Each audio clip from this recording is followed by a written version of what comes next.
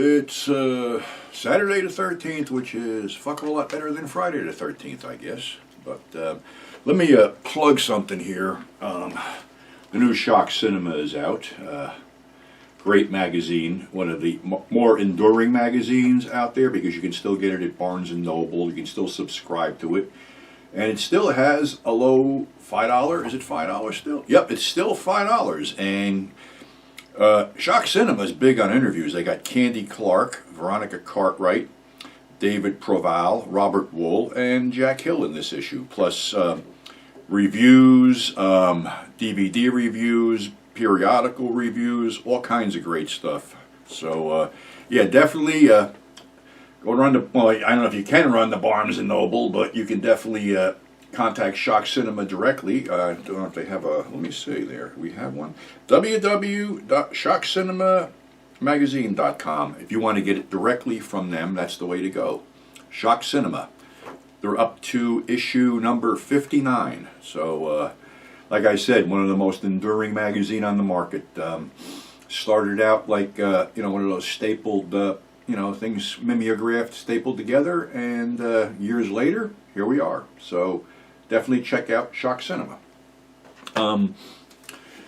Something popped up. We were going around with, talking about the 70s films and the impact and things like that. But what we didn't talk about was the really shitty negative reviews a lot of these films got. Now, these films that got shitty negative reviews are now considered classics. And we're, we made a mistake. No, you didn't make a mistake. Basically, the critics back then shit on anything that was fucking new, for lack of better words. They were, industry fucking people. They were looking for, the big budget stuff. And I remember there was a quote about Night of the Living Dead, which was reviewed. I don't know who reviewed it. I don't remember back that far, but I know it was so maligned that also somehow there was an article about it in Reader's Digest. But the direct quote was, "Amateur Night at the Butcher Shop." That was back in '68 when it first came out. It's for reviews for like a film like Last House on the Left. Well, we all know what that is. And, far be it for a roughie of any kind to get a positive review at mainstream press. When you go back to Fistful of Dollars, you look at that film, the body count probably exceeded all the Halloweens, Friday the 13th, and Nightmare on Elm Street combined. And of course, critics shit all over that. Import Western shit all over it. When the second one came out, they didn't even bother, going over, the acting talents of anybody involved in the thing. They focused on the scene where basically the cockroach was crushed and was twitching around. That was their big to-do about, for a few dollars more, that they fucking killed a cockroach on screen and watched it twitch and shit like that. Like, who gave a fuck? Same with the Texas Chainsaw Massacre. I mean, Rex Reed, I believe, was one of the most horrifying film I've ever seen. And he said it in a negative way, but of course, distributors spun that review in a positive way.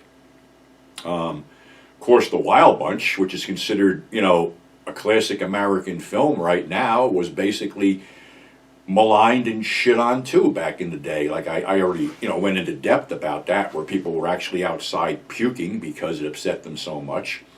But here we are 50 some odd years later, and it's considered one of the greatest American films of all times.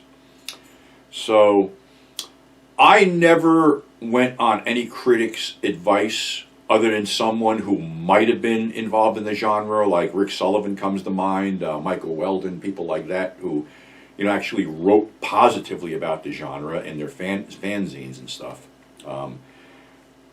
I never let a critical review influence me one way or another from going to the movies. And it's a shame today because you have so many, basement internet critics that sadly have made, or, I can't even say they made anything because they're all so fucking vicious and shit like that, that, they've caused many an indie film to crash and fucking burn because of, of a vicious negative review. So I don't think that highly of these people. I mean, I've been the target of them at times. I could fucking care less. But, somebody who puts their heart and soul into a project, they got to listen to the shit. I was told years ago that, you want to be in this business, and I'll tell you exactly who told me this. Sid Haig, you got to have fucking skin like an alligator. You got to have really thick skin to be in this business. Because, unfortunately, this is one of the only businesses that I can think of where you get shit for succeeding. Where you can basically, build something up, for a period of years, and all of a sudden, people who didn't give a fuck when you first started want to be in because it's doing good and want to be a part of it. And then when you say, well, gee, let's back up the train a bit, people. Where were you when I needed fucking help with this thing? Now you want to hop on board when everything's cool, and then you tell them no, and then they, shit all over it again. So it's a vicious circle. I don't understand why it happens. I mean, there's people in this business with talent, and there's some people in this business that don't have any talent. I stopped basically even talking about independent films because, number one, you ask me an opinion, you're going to get an opinion, and if you don't like my opinion, win, lose, or draw, that's my opinion. Opinions are like assholes. Everybody has one, but when you take my opinion and basically, oh, this guy's a scumbag because he said this and said that, well, that's why I don't fucking bother with it anymore. I only, would give constructive advice or whatever, or, tell a guy that's involved, maybe you're wearing too many hats, maybe you want to concentrate on, either being a director, or either being a writer, or either being an actor, or whatever is involved.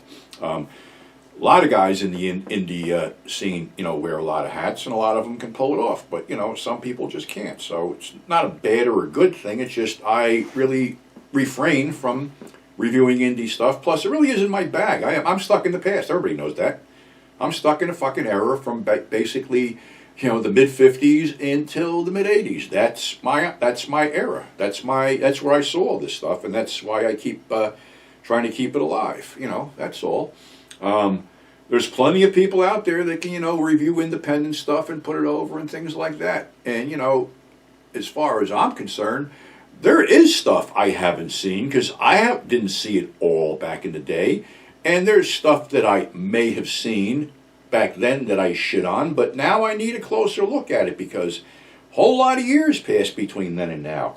I mean, some stuff I saw, religiously if it played with something else I wanted to see because, that, like I said, before, that was the only way we could see these films. We didn't have the luxury of streaming or renting or anything like that. So, that's all. Just a little segue here to, something that I, felt was important to address because, like I said, reviewers sometimes can make or break a film, but older reviewers looked at this stuff with a fucking really glazed, jaundiced eye where they didn't fucking like it and they sort of hated watching it. But down the road, these films are classics. And, back then they should have been recognized as something that was really breaking the ground back then, but no, as a matter of fact, I just remembered something, that there were actually warnings sent out to TV stations to beware of two films to pick up for broadcast.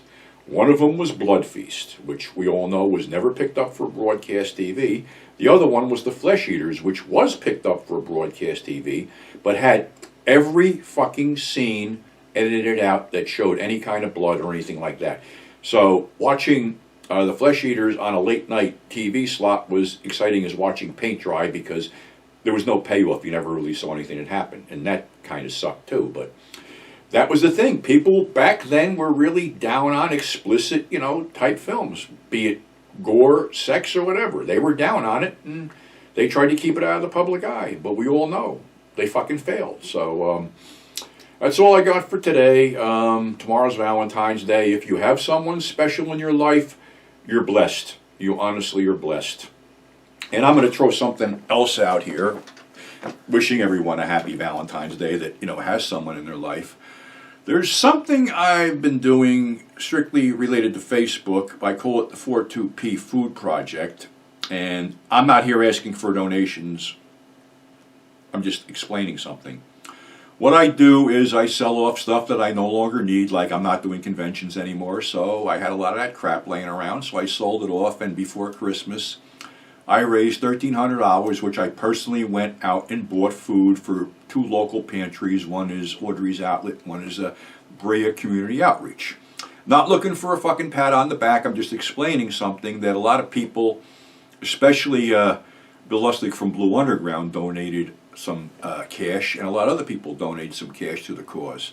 I sell stuff on Facebook to raise money, and if I get another stimulus check, a hunk of that goes into this thing. Last week, actually this week, I dropped off 500 pounds of fresh meat to the Beret Outreach. And I'm not asking for a donation. What I'm asking you to do, if you're interested in helping, is do something in your own community. That's all. You know, start a little food drive in your own community, or just basically go buy a bunch of stuff and drop it off at a food pantry, because let's face it, a lot of us are fucking hurting through this bullshit for the last year.